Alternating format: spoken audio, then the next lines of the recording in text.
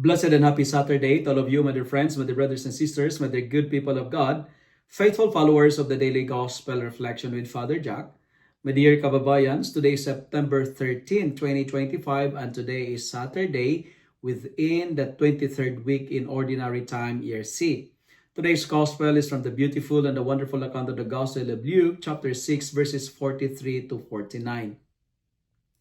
Life is never free of storms, right? We face disappointments, storms like losses, experience of failures and rejections, and even betrayals. These storms shake us, and sometimes they even threaten to break us. Jesus reminds us in today's gospel that when the storms come, the strength of our foundation is revealed.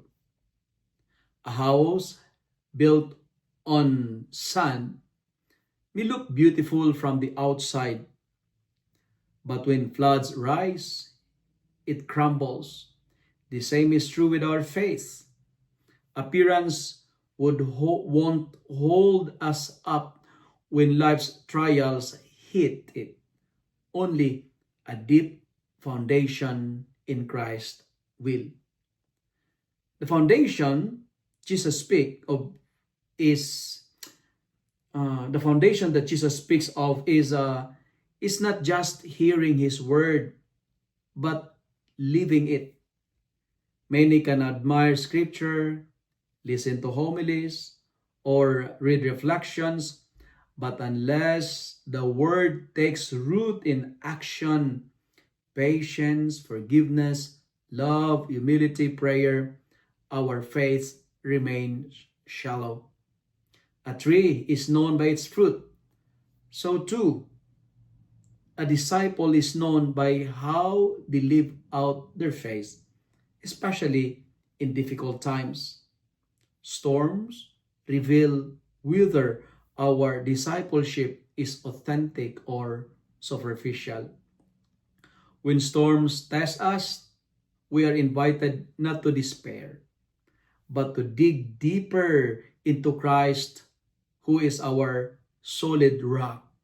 Let Christ be your foundation.